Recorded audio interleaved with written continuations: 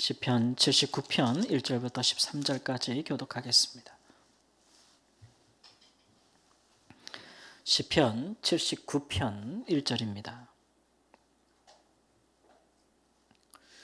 하나님이여, 이방 나라들이 주의 기업의 땅에 들어와서 주의 성전을 더럽히고 예루살렘이 돌무더기가 되게 하였나이다. 그들이 주의 종들의 시체를 공중의 새에게 밥으로, 주의 성도들의 육체를 땅의 짐승에게 주며 그들의 피를 예루살렘 사방에 물같이 흘렸으나 그들을 매장하는 자가 없었나이다. 우리는 우리 이웃에게 비방거리가 되며 우리를 애워싼 자에게 조소와 조롱거리가 되었나이다. 여호와여, 어느 때까지니까 영원히 노하시리이까? 주의 질투가 불붙듯 하시리이까? 주를 알지 아니하는 민족들과 주의 이름을 부르지 아니하는 나라들에게 주의 노를 쏟으소서.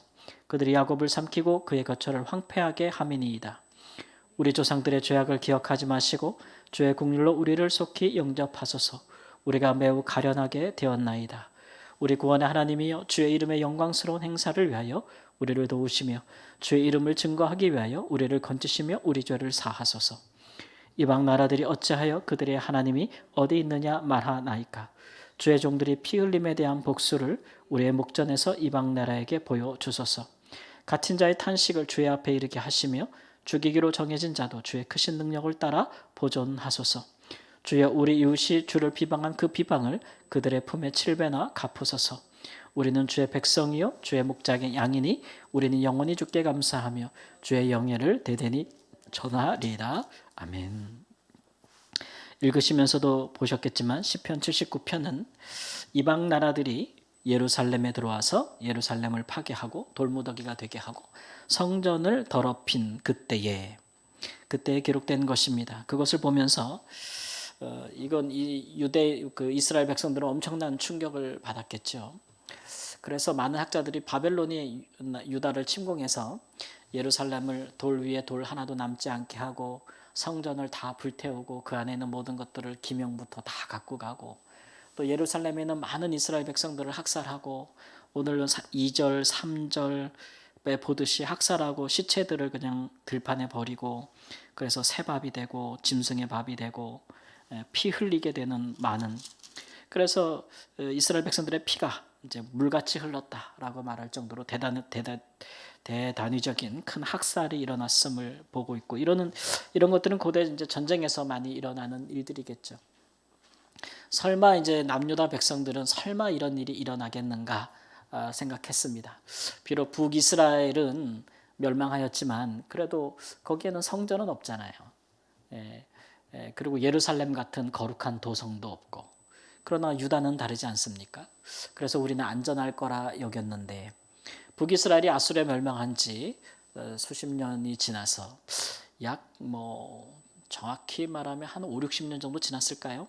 지나서 100년이 넘군요. 100년 정도가 더 지나서 이제 유다도 이렇게 멸망하게 됐습니다. 그것을 눈앞에 보면서 이제 굉장히 충격을 받아서 이 아삽의 시라고 기록된 시편에서는 두 가지로 하나님께 이제 간구하고 있는데, 첫 번째는 뭐냐면 일단은 이렇게 된 것이 우리 조상들의 죄가 아닙니까? 근데 하나님 그들의 죄를 기억하지 말아주세요, 이런 얘기고, 또 하나는 우리가 그래도 하나님의 그 백성들인데 하나님의 이름을 위해서라도 하나님의 그 영광을 생각해서라도 이 일이 빨리 끝나게 해주시고 더 이상 이런 일이 일어나지 않게 해주시고, 이미 죽은 자들은 어쩔 수 없지만 잡힌 사람들, 그 사람들 생명 보존해 주시고, 그리고 하나님께서 그 많은 사람을 좀 살려주시고, 이 일로 인해서 우리를 조롱하고 니네 하나님이 어디 있느냐 막 이렇게 말하는 사람들, 그런 사람들 앞에서 수치를 당하지 않게 해달라고 이렇게 기도하고 있습니다. 결국 대대에 하나님에 대해서 전할 것은 우리인데 하나님, 우리가 이런 일을 당하면 되겠습니까? 그래서 우리의 허물이 있다면 용서하소서, 이렇게 이런 것으로 이제 하나가 있고, 또 하나는 뭐냐면 이렇게 이제 이방 나라들이 예루살렘까지 쳐들어와서 이제 나라를 다 망하게 하고 도성을 불태우고 성전을 무너뜨린 그런 일들에 대해서 그렇게 행한 자들에게 이제 복수해 주십시오 라고 또 기도하고 있는 것을 볼 수가 있습니다. 그들은 주를 알지도 못하고 주의 이름을 부르는 자들도 아닙니다. 그러니까 그들에게 하나님께서 보복해 주시고 그것을 우리 눈으로 보게 해달라고, 그렇게 이제 이야기를 하게 되는 것이죠. 이 두 가지인데, 그래서 이 두 가지의 이제 탄원의 애가 탄원이기도 하고, 이 기도 내용을 들으면 당시에 이 저자가 그 일들을 보면서 얼마나 고통스럽고 충격에 빠졌는지를 알 수가 있겠고, 또 그가 기도한 내용을 보면 이 두 가지 감정이 교차하는 것을 볼 수가 있어요. 하나는 자기들을 향한 하나님의 분노를 더 이상 우리에게 쏟지 마시고 이제 이방 우리를 치는 자들에게 쏟아 주십시오. 이렇게 이야기를 하는 겁니다. 비록 우리는 허물이 많아도, 비록 우리는 범죄하였어도, 우리 조상들이 범죄했어도 그래도 우리가 하나님의 이름이 우리 가운데 있지 않습니까? 또 하나님의 영광이 우리 가운데 있지 않습니까? 그러니까 우리를 구원해 주소서라고 이제 기대는 그런 것에 호소하는 간구의 기도라고 할 수가 있겠습니다. 당연히 이제 이런 끔찍한 일을 당할 때는 그렇게 기도할 수밖에 없겠다라는 생각도 듭니다만은, 그러나 한편으로는 이제 하나님이 이렇게 하나님의 백성들 또 예루살렘, 하나님이 그의 이름을 위하여 특별히 구별하신 것, 거기서 기도하면 내가 계속 듣겠다. 너희가 범죄하여도 이것을 향하여 기도하면 내가 그 뜻을 돌이키겠다. 재앙을 내리키겠다 하신 내 뜻을 내가 돌이키겠다 라고 하신 그 하나님이 뜻을 꺾고 이렇게까지 심판을 하실 때면 그 이스라엘과 그 유다의 범죄가 얼마나 크길래 하나님이 이렇게까지 그의 백성들에게 심판이 이루어지도록 하시겠는가, 이런 것들도 사실 우리가 생각해 볼 수 있고, 그 내용의 대부분들이 이제 구약의 선지서에 기록되어 있습니다. 이사야라든지 뭐 예레미야라든지. 그래서 예루살렘의 심판의 날이 오기 전과 후에 대한 내용을 상세히 선지자들이 고발하고 있지 않습니까? 대부분의 구약의 선지서들은 이런 이스라엘 범죄에 대한 하나님께 대한 고발이고 이제 고소의 형식을 담고 있어요. 그럼에도 불구하고 그들이 회개하지 않았고, 심지어 그들의 죄악이 사무쳐서 하나님을 알지 못하는 주변의 민족들과 나라들보다 더 극심하였다. 그래서 하나님께서 이제 그들을 심판하시는데, 이것은 하나님께서 오래전에 율법에 이미 기록하여 말씀하신 바다. 모세를 통한 율법을 주실 때에도 하나님께서 또 여러 왕들, 특히 뭐 솔로몬이 성전을 봉헌할 때에도 그가 말씀하신 바도 있고, 율법에 이미 기록된 대로 이스라엘이 범죄함이 너무 심해서 하나님이 거듭 그들에게 재앙을 내리기도 하시고, 그들이 회개할 때 그것을 돌이키기도 하시고, 이런 일들이 거듭 반복되어도 그들의 범죄함이 심한다면 결국 내가 너희에게 준 땅에서 너희를 내가 쫓아내리라, 이렇게 하신 율법이 이미 그들에게 있거든요. 그러니까 다만 이제 이들이 그것들을 경솔히 여긴 것은 우리 가운데 이제 성전이 있고, 또 우리 가운데 거룩한 도성이 있다는 거, 하나님이 여기에 함께 하신다는 거, 이 위에 하나님께서 계시다는 거, 하나님의 집이 우리와 함께 하고 있다는 거, 그런 것들이 이제 그들에게 이제 하나님의 심판이 우리에게 임할 것이라고 여기지 않았고, 그것을 외치는 참 선지자들을 핍박하였고, 평안하다고 말할 하는 그 거짓 선지자들을 우대한 그런 결과라고 할 수 있을 것입니다. 마치 사무엘 선지자가 어렸을 적에 엘리 대제사장과 이스라엘이 사사시대에 크게 많이 범죄하고 그들이 하나님 앞에 심각하게 범죄했을 때라도 그들은 자기들이 패망할 것이라고 생각하지 않았습니다. 왜냐하면 하나님의 장막이 우리 가운데 있고 그 가운데는 법궤가 있기 때문에 우리가 하나님 앞에 범죄하였어도 우리가 전쟁터에 몸은 갖고 나가면, 우리와 함께 계시는 하나님의 법궤만 가지고 나가면 저절로 전쟁에서 이길 것이라고 생각했던 것과 다름이 없습니다. 그때에도 이스라엘은 블레셋에게 침략을 당해서 심지어는 여호와의 법궤를 빼앗겼을 뿐만 아니라 여호와의 성막이 있던 실로까지 다 황폐화되고 대제사장 가문은 몰락하게 되는 그런 일들도 하나님께서 그들의 범죄함에 대해서 여러 번 심판하시고 경고하는 말씀을 미리 주셨음에도 불구하고 왕과 또 백성들과, 왕은 아니죠, 백성들과 제사장들이 하나님 앞에 돌이키지 아니하였음에 대한 그런 결과였다는 것이죠.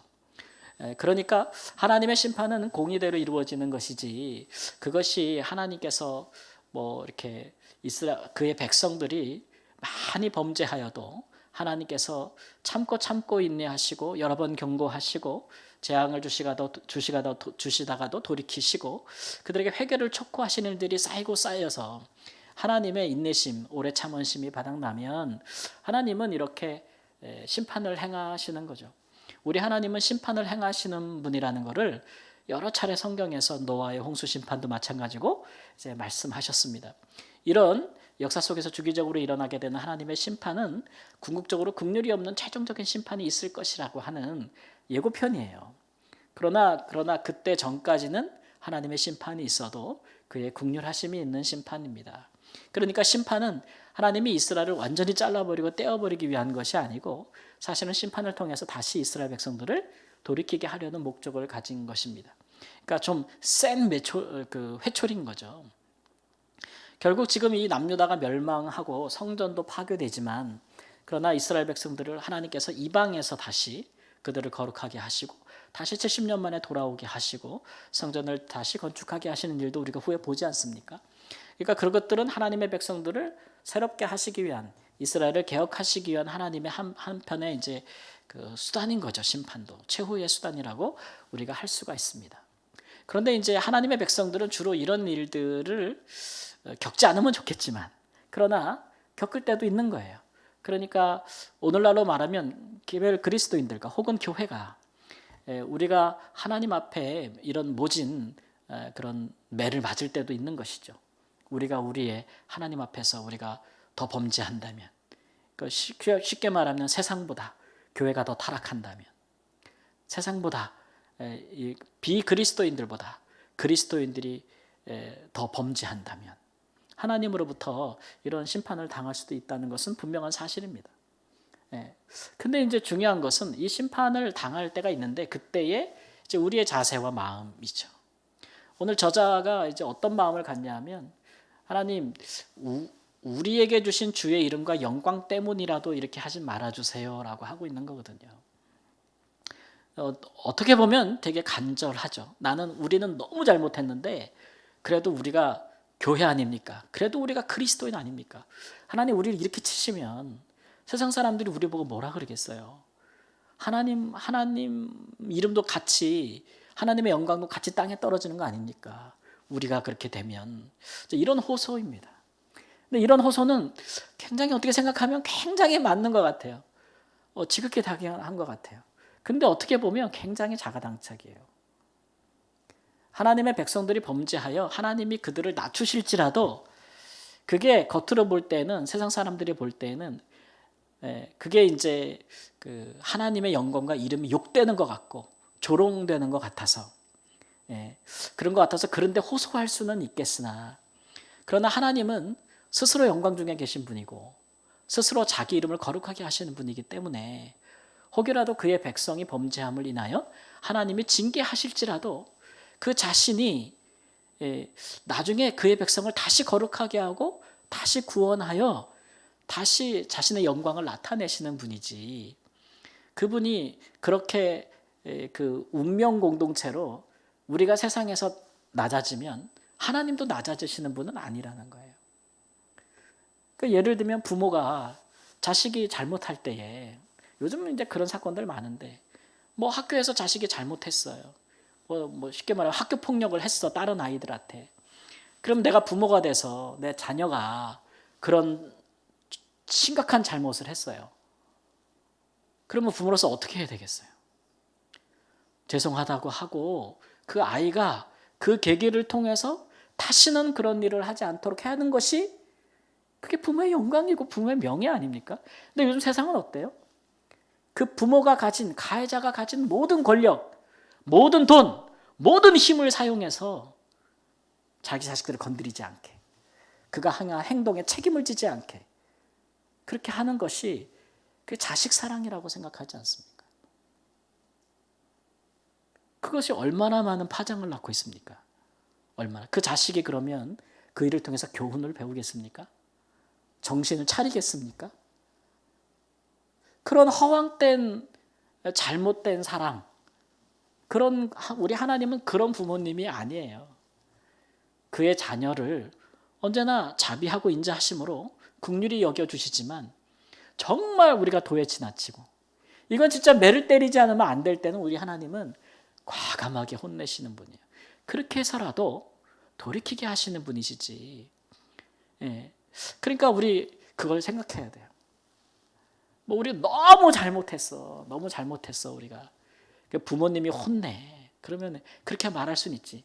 내가 그래도 자식인데 왜 나를 혼내? 막 그렇게 말할 수는 있지. 예. 그래도 부모가 자식한테 그러면 안 되죠. 이렇게 말할 수는 있는데, 예? 그게 뭐 부모 마음에 어느 정도의 울림을 줄 수는 있죠. 그러나 그게 다는 아니란 말이에요. 그게 다는 아니에요. 예, 그거를 우리가 하나 생각해야 되고, 또 하나는 말이죠. 이 시편 기자가 이 유다를 치는 이방 나라를 하나님께서 보복해 주시기를 간구합니다. 우리가 잘못은 했는데 그렇다고 해서 하나님을 모르고 주의 이름도 부르지 못하는 자들이 우리를 치니 하나님 그들에게 보복해 주세요. 그거 우리 눈으로 보게 해주시고 복수해 주세요라고 기도하거든요. 뭐 그럴 수도 있을 거라고 생각이 들어요. 근데 여러분 생각해 보십시오. 그들이 주를 모르는 것이 혹은 주의 이름을 부르지 못한 것이 그들의 잘못은 아닙니다. 그러면 이스라엘이 먼저 하나님을 알게 된 것이, 하나님의 이름을 부르게 된 것이 그들의 자랑입니까? 그들의 공로입니까? 그들이 잘한 것입니까? 그것도 아닙니다. 그들이 먼저 하나님을 알고 하나님을 이름을 부르게 된 것은 하나님이 이스라엘을 그냥 먼저 택했기 때문에 그래요. 먼저. 뭐 하려고? 이들을 통하여 이방의 하나님을 알리려고. 그래서 택한 거잖아요. 근데 이스라엘이 자기들과 함께 하신 하나님을 이방에 알리지 아니하고 자기들이 그 거룩한 그 부르심에 순종하지 않고 자기들이 이방보다 더 타락을 했어요. 그러니까 이방 사람들은 하나님을 모르잖아요. 그래서 와서 치는데 뭐 하나님께 범죄했으니 유다와 이스라엘이 뭐 국력이 강할 리가 있습니까? 치는데 쟤네 하나님 모르고 쟤네 하나님께 기도할 줄도 모르니 쟤네한테 오늘 말씀하니까 7배로 갚아달래. 7배로 갚아달래. 쟤네 하나님 모르는 애들이니까. 근데 이 기도가 여러분 하나님께 어떻게 들릴지 한번 생각해 보세요. 우리가 범죄하여서 하나님이 우리한테 징계하시는데 우리가 우리를 징계하는 도구로 쓰시는 세상의 그 어떤 것들에 대해서 하나님 내가 맞은 대로 7배로 갚아주세요 이렇게 얘기한단 말이지. 예. 그걸 어떻게 보면은 뭐 그럴 수도 있는 기도 같으나 그러나 우리가 하나님을 안다면 그렇게 기도할 수 없어요. 그렇다면 우리도 예수님도 그렇게 하셨겠죠. 예수님을 십자가에 못 박는 자들을 향하여 예수님도 이렇게 기도하셨다면 뭐 이렇게 이게 옳았다면 이렇게 기도하시겠죠. 내가 하나님의 아들인지를 알지 못하고 내가 이 땅에 죄를 위하여 온지를 알지 못하는 자들 하나님 저들이 나를 십자가에 못 박으니 쟤들은 십자가 7번을 못 박아달라고 기도하시겠지. 근데 우리 예수님의 기도는 뭐예요? 하나님 저들의 죄를 사하소서. 자기가 하는 짓을 알지 못하나이다 이렇게 얘기하잖아요. 알지 못해서 하는 거예요. 여러분 묻겠습니다. 알고도 하는 것과 알지 못하고 하는 것과 어느 것의 죄질이 더 무겁습니까? 세상에서도 알고 하는 게 더 무겁습니다. 그러니까 하나님이 보실 때 하나님을 안 믿는 자들이 범죄하는 것과 하나님을 알고 믿고 구원받은 자들이 범죄하는 것을 볼 때에 하나님이 어떤 게 더 죄질이 무겁다고 하시겠습니까? 알고 하는 자들입니다. 하나님도 알고 은혜도 알고 구원도 받았고 말씀도 아는 자들이 알지도 못하고 부르지도 못하는 자들과 같은 방불한 죄를 지을 때에 하나님이 무엇을 더 죄질이 크다 하시겠습니까? 그러니까 우리는 하나님의 백성들은 하나님에 대해서 더 잘 아는 자들인 거예요. 우리는 더 잘 아는 자들. 그래서 우리가 하나님을 알기에 하나님이 우리 기도를 들으시잖아요. 그러니까 하나님께서 들으실 만한 기도를 해야지. 하나님께서 들으실 만한 기도. 그 기도를 잘 하신 분이 예수님인 거예요. 하나님 저들이 하는 짓을 알지 못하오니 그들을 사하여 주옵소서. 스데반도 같은 기도를 드렸고 그것이 우리 믿는 자들이 걸어가야 할 길이고 우리의 기도가 이르러야 할 수준인 것이죠.